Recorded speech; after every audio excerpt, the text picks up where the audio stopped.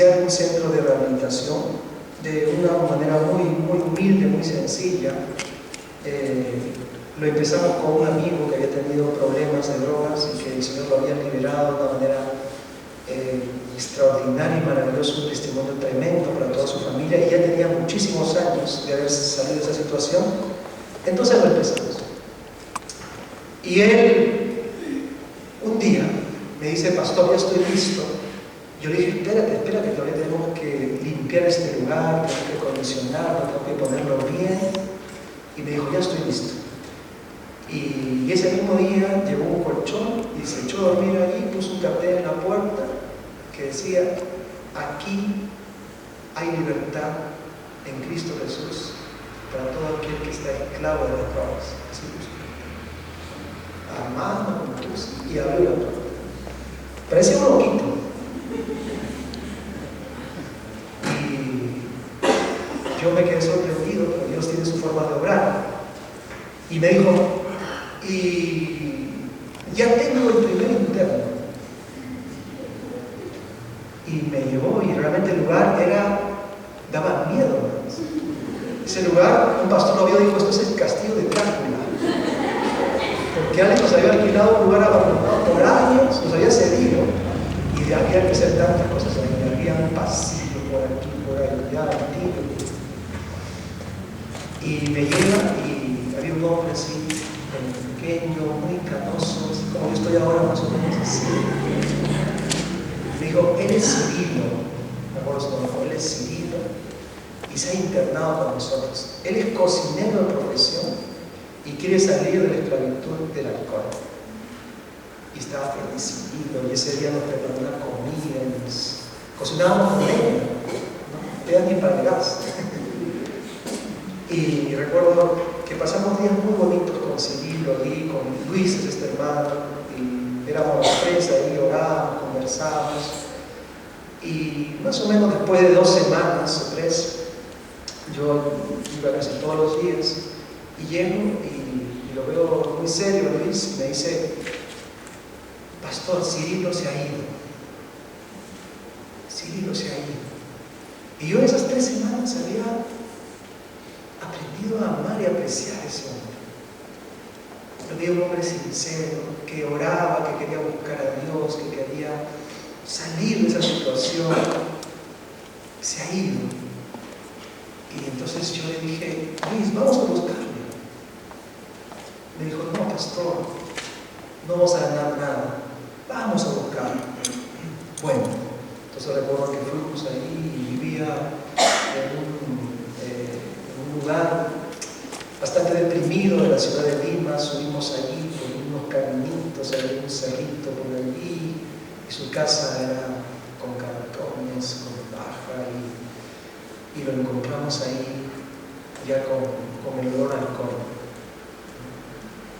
Y poco faltó para que nos arrodillásemos y le suplicásemos a Cirilo que volviera. Y lo convencimos. Y lo trajimos otra vez. Y otra vez se internó, pero a la semana se volvió a ir. Y entonces yo me di cuenta ahí que con lo que luchábamos era una cosa muy seria. Era una cosa muy seria. Era algo que superaba nuestro amor, nuestra fuerza, nuestras ganas, nuestro cariño. Me di cuenta más que nunca que la adicción implicaba una lucha espiritual tremenda. Que el adicto estaba encadenado no solamente al pecado, sino a fuerzas espirituales de maldad terribles. Y que solamente con el poder de Dios, con la persistencia, la perseverancia, eso se podía vencer. Y esa historia que les cuento de Cirilo, lamentablemente fue la historia de muchos otros. De muchos otros. Por eso que llegado un día realmente determinamos que sería bueno no solamente trabajar con aquellos que estaban envueltos en un tipo de adicción, sino que trabajar con los niños para que no cayesen en la adicción, de la cual luego sería difícil que salieran. Porque la adicción es una dependencia esclavizadora y destructiva. Ustedes han visto, no sé, alguna vez se ponen algunos carteles que dicen donde nace un adicto, muere una familia. Es verdad. O sea, la familia se hace polvo. Se hace polvo.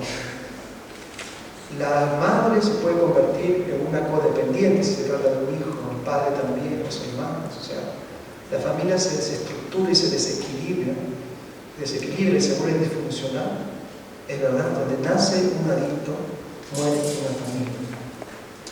Dice así el diccionario, que no solamente respecto a la adicción a las drogas, sino en general, dice,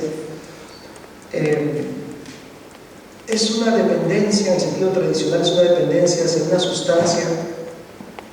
sustancia, actividad o relación, por eso que hay codependencia. Está representada por los deseos que consumen los pensamientos y comportamientos del adicto, y estos actúan en aquellas actividades diseñadas para conseguir la sensación o efecto deseado y para comprometerse en la actividad deseada. A diferencia de los simples hábitos o influencias consumistas, las adicciones son dependencias que traen consigo graves consecuencias en la vida real, que deterioran, afectan negativamente y destruyen relaciones, salud física y mental, además de la capacidad de funcionar de manera efectiva. En la actualidad se acepta como adicción cualquier actividad que el individuo no sea capaz de controlar, que lo lleve a conductas compulsivas y perjudique su calidad de vida.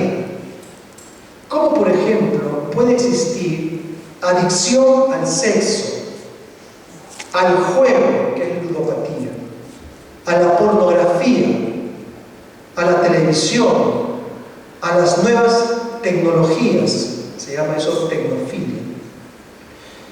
En el mismo plano de las adicciones se encuentra el alcoholismo, farmacodependencia y adicción a las sustancias psicoactivas, que es un estado psicofisiológico causado por la interacción de un organismo vivo con un fármaco o sustancia, caracterizado por la modificación del comportamiento a causa de un impulso irreprimible por consumir una droga o sustancia. También hoy se habla de la adicción al trabajo, ya tiene su nombre. La adicción al trabajo al adicto al trabajo se le denomina un trabajólico. Las personas que son adictas al trabajo, para ellas el trabajo constituye el centro de la vida del individuo. El propio empleo resta importancia a todo lo demás, incluida la familia, el ocio y la vida social.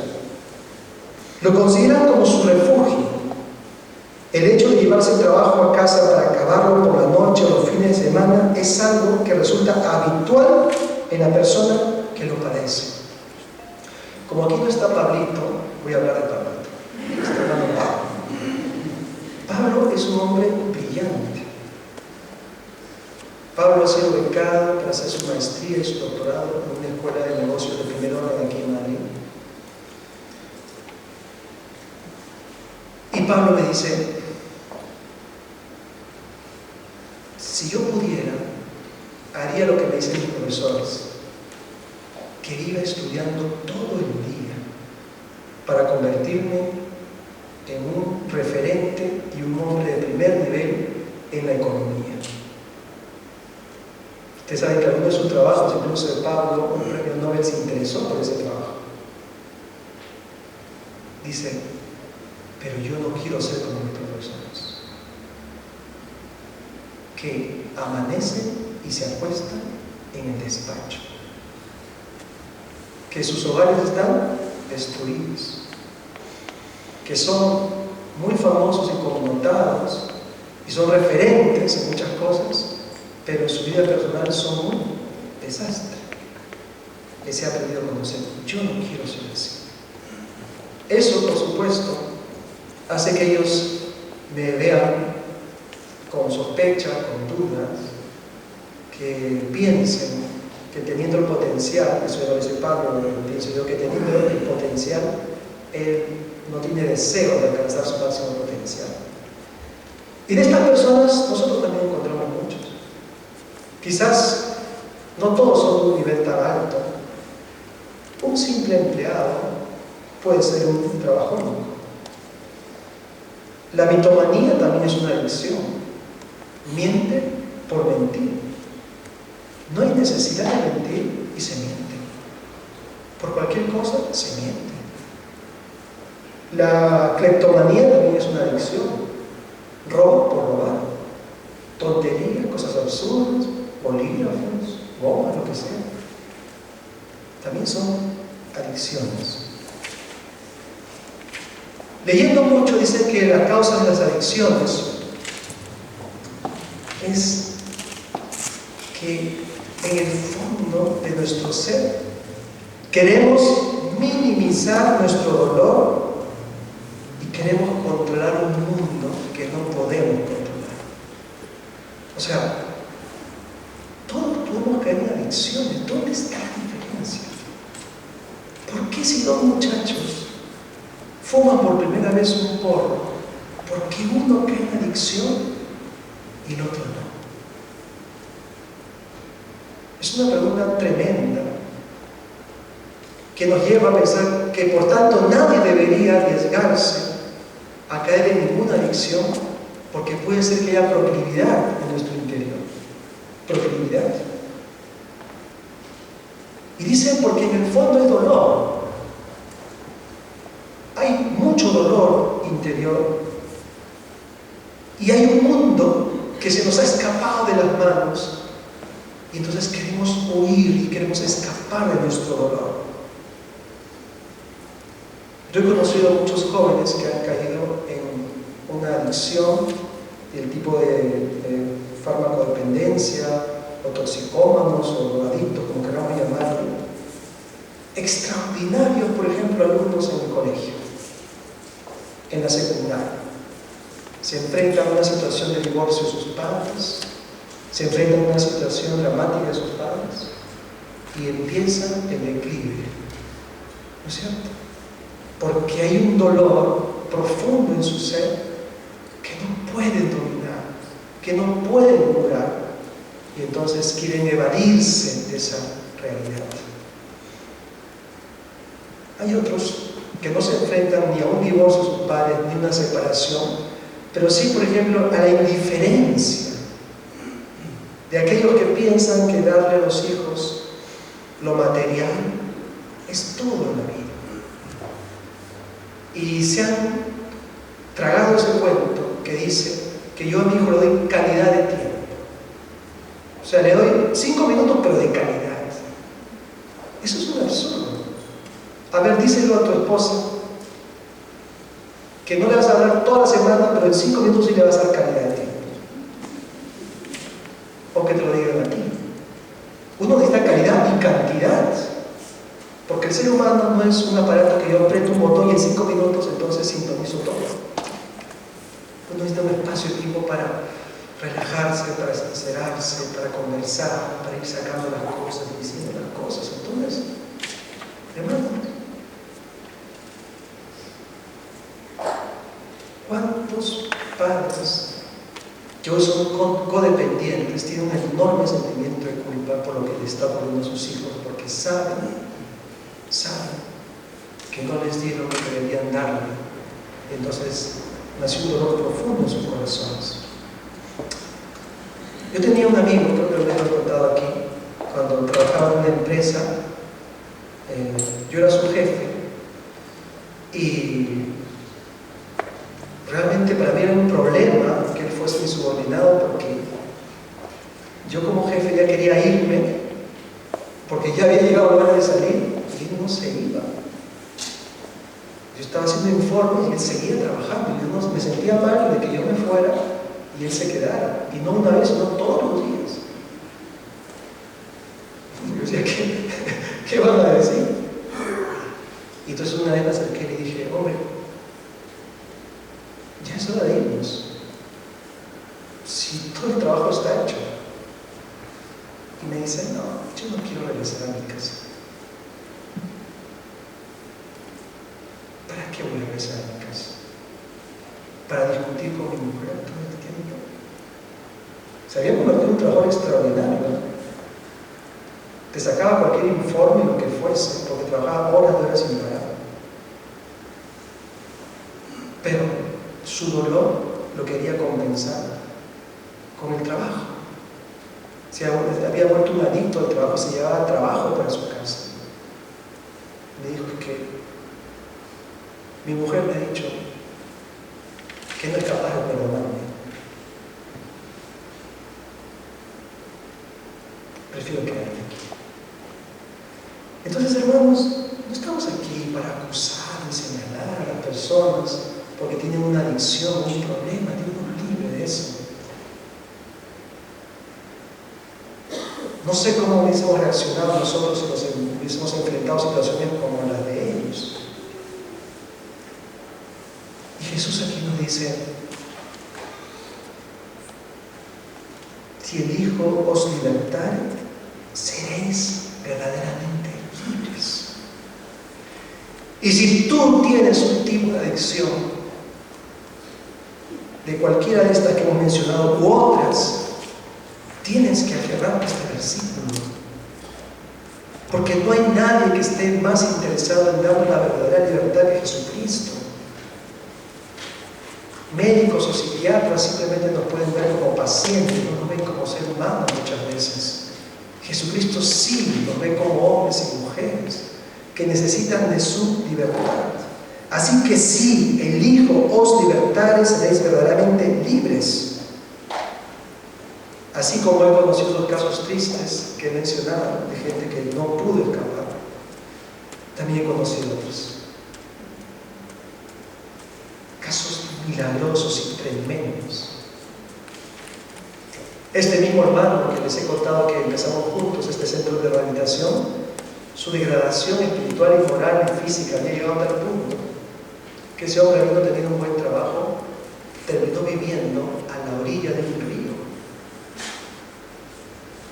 O sea, se había degradado a un extremo, pero el día que conoció a Jesucristo, el Señor le libertó. Y pasaban los años y los años y los años, y en vez de mermar, seguía creciendo y fortaleciéndose, porque el Hijo lo había libertado. Y si el Hijo nos liberta, somos verdaderamente libres. A veces psiquiatras y médicos lo iban a buscar para llevarlo al centro de rehabilitación, que él contara cómo había hecho. Porque si el Hijo nos liberta, seremos verdaderamente libres. También aquí en nuestra iglesia hay unos hermanos que a veces nos han contado cómo el Señor les sacó de ese mundo de oscuridad, de esclavitud, de adicción, y cómo el Señor les transformó. Esto es verdad. Ahora la pregunta es, ¿cómo hace esto el Señor? Porque Jesús aquí nos dice, miren, si el Hijo libertare, seréis verdaderamente libres. El esclavo no queda en la casa para siempre, el Hijo sí queda para siempre. O sea, el esclavo, por más que fuese amado, su dueño podía venderlo cuando quisiera. Pero el Hijo es otra cosa. Cuando el Señor te da libertad, además de esa libertad que Él te da, establece una filiación con Dios. Ahora tú eres su hijo. Nadie puede negociar contigo, porque Él te ha hecho su hijo. Tú eres del Señor. Y entonces decía, ¿y cómo se produce todo esto? Pues no son ni técnicas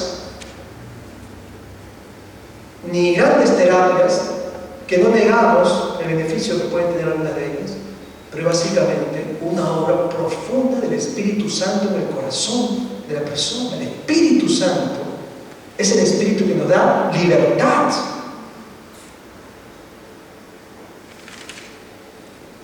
En una persona podemos ver la manifestación del Espíritu no porque tenga ataques semiepilépticos o místicos o grite o chille. No, eso lo puede imitar perfectamente el demonio.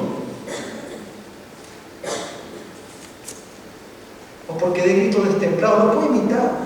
Pero lo que es imposible de imitar es la transformación del ser humano, el cambio. O sea, si tú ves que había un hombre que vivía en la esclavitud del pecado, en una adicción, lo que fuera, un hábito terrible, de espaldas a Dios, y luego ves que ese hombre es transformado, es cambiado, su conducta se modifica positivamente en casa, en el trabajo, donde quiera que tú fueras, ese hombre es un hombre lleno del Espíritu Santo de Dios. Ahí está el Espíritu Santo de Dios, porque lo ha hecho libre. Pero si veo a alguien que tiene muchas manifestaciones, pero en su casa, en su hogar, es un desastre como padre, como madre, como hijo, como hija, y donde quiera que va, no tiene un testimonio, yo digo, ¿dónde está la libertad? ¿Y dónde está Cristo entonces allí? La libertad de Jesús y el Espíritu Santo de nuestro Dios se manifiesta en una iglesia y en una vida cuando hay transformación y fruto. Por eso Jesús dijo, ¿cómo vais a descubrir a los falsos profetas? Quizás no lo podéis descubrir por el mensaje ni por lo que dicen. Por los frutos los conoceréis. ¿Tú quieres saber si un líder o un pastor es un buen pastor o un buen líder? Pregúntale a su mujer cómo es. Pregúntale a su hijo, pregúntale a su hija o a su jefe en el trabajo y te das cuenta si tiene o no tiene el Espíritu. Porque si hay mal testimonio, si no hay transformación, algo está pasando. O no tiene el Espíritu, o el Espíritu está totalmente opacado. Porque es el Espíritu de Dios lo que nos da libertad. Nosotros a veces pensamos que la libertad consiste en esto, en que ahora sí voy a determinar ser una buena persona. Y ahora sí voy a cambiar. Pensamos que eso es cristianismo. Eso es humanismo, tú puedes, las fuerzas están en ti. Eso es humanismo total. Cristianismo es el poder es de Dios y de Jesucristo. La santificación es la obra de Dios en mí, haciendo que nazca en mi interior el deseo por el bien, el fruto del Espíritu Santo, el odio y el rechazo hacia el pecado. Eso es solamente obra del Espíritu Santo de Dios. Así obra el Señor y así transforma el Señor. Por eso que cuando hablamos de libertad del Espíritu, y una de las cosas que más le conmueve al mundo es cuando dice, verdaderamente ese hombre y esa mujer han cambiado. Eso les convence de que hay algo distinto en nosotros. Porque el Espíritu Santo de Dios transforma vidas y transforma corazones. Ahora, ¿qué nos toca a nosotros entonces? Si eso lo hace el Espíritu Santo de Dios, ¿qué nos toca a nosotros? Es la pregunta. Vamos a buscar Romanos 6, versículos 17 al 18. Romanos 6, 17 al 18.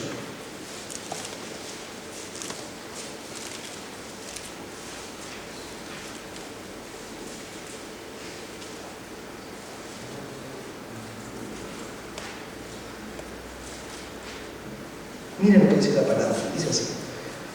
Pero gracias a Dios, que aunque erais, ¿qué? Esclavos del pecado, habéis, ¿qué? Obedecido de corazón a aquella forma de doctrina a la cual fuisteis entregados. Y libertados del pecado, vinisteis a ser siervos de la justicia. Esto es tremendo, porque lo dice aquí la palabra del Señor, que éramos esclavos del pecado, efectivamente, pero hay un gracias a Dios, porque ha habido obediencia del corazón a la fe en el Señor Jesucristo. Otra forma de decirlo sería, es que verdaderamente os habéis rendido. Cuando uno obedece el corazón, es que uno se ha rendido a las palabras, al mandato, ¿no es cierto? Cuando no obedeces el corazón, puede ser que hagas lo que dice el mandato, pero en tu corazón estás rebelde. Te dicen que te levantas, pero en tu corazón estás sentado.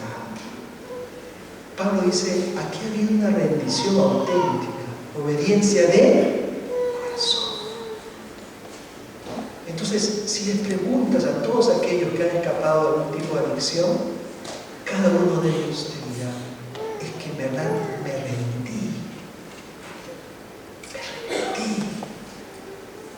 Dejé de excusarme o culpar a otros y reconocí que ese era mi problema y que yo no podía hacer nada para solucionarlo y que necesitaba ayuda de Dios, que era pobre hasta la miseria de recursos para liberarme de esa adicción. O sea, me rendí absolutamente y no me importó otra cosa en esta vida sino solamente vivir para Dios. Todas las personas que he visto que han escapado de una adicción, puedo decir que piensan así, que llegados a un momento verdaderamente murieron a sí mismas, como nos dice también la Biblia. Murieron a ambiciones o a necedades o a tantas cosas que son simplemente excusas para no abandonar eso, y dijeron, ahora sí, que sea lo que Dios quiera, yo me rindo a Dios. Eso es haber obedecido de corazón. Y finalmente dice, entonces viniste a ser siervos de justicia. Porque también esto ocurre, que al rendirme de corazón a Dios y decir, conmigo lo que tú quieras, Señor, me convierto en un instrumento de Dios eficaz en su mano. Eficaz en mi vida. Me consagro a Dios y le sirvo por todos los días de mi vida, todos los días de mi vida. Y entonces ahí viene la transformación. Ahora solamente vivo para Dios. Ahora soy siervo de Dios. Ahora solo quiero vivir para Dios.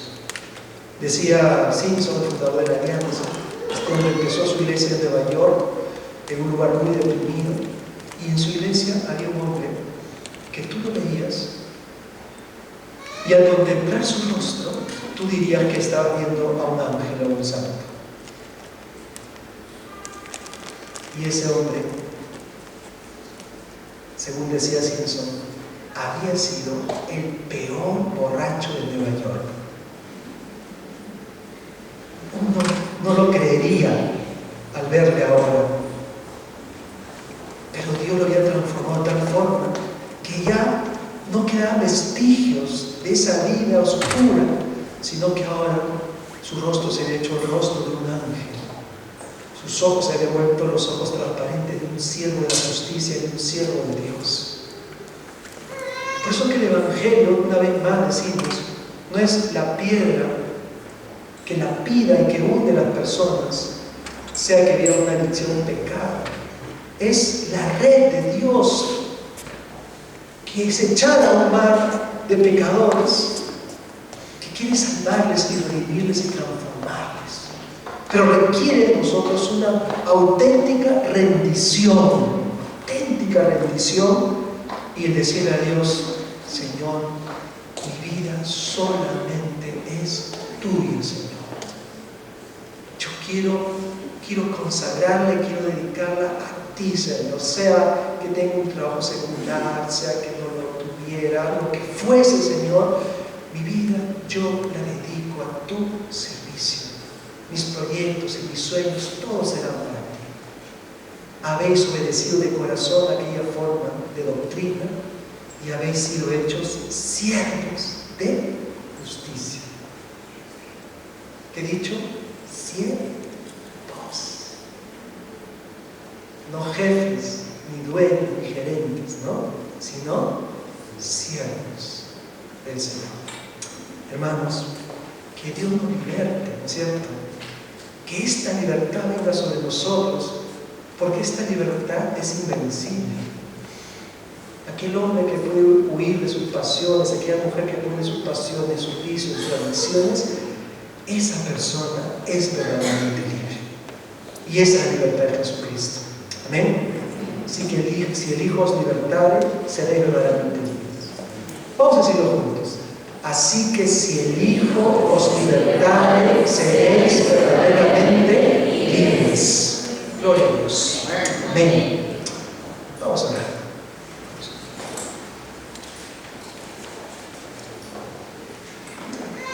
Padre Santo, apelamos al poder de tu Espíritu, Señor, que transforma, que convierte, que toca el corazón, Señor, que nos hace nuevas criaturas.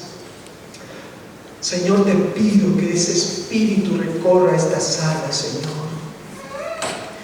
y libere, Señor, de cadenas y de esclavitud. Y que en verdad, Señor, aquel corazón que se siente atado, esclavizado, y el que no se siente también, pero lo está, Señor, tú le liberes, Padre. Tú le toques, Señor. Su familia le espera. Sus padres y sus hijos le esperan libres, Señor. Ayúdanos, Jesús. Porque el hombre no puede, Señor. La institución no puede, Señor. Tú sí puedes, Dios. Pero pongo ese sentir en mi corazón de que nada importa en este mundo, sino solo vivir para ti, Señor. Obedecer de corazón, Señor. Y entonces que tu palabra y tu Espíritu, Señor, hagan su obra, Dios. Y en verdad te rogamos que tú quites todo vestigio y pongas un nuevo corazón, Señor. Un nuevo pensamiento, una nueva idea. Líbranos, Señor, a cada uno de nosotros. No podemos cantar victoria, Señor, no podemos descuidarnos, porque somos, Señor, pecadores. Por eso ayúdanos a vivir cuidando nuestra vida en cada momento, cuidando nuestros ojos, cuidando nuestro corazón, cuidando nuestros deseos, Señor. Ayúdanos con tu Espíritu Santo a tomar decisiones también sobre cosas que son cadenas. Padre Santo, abre nuestros ojos, líbranos de la propia destrucción, Señor. Quiero invitarte, hermano, que así como está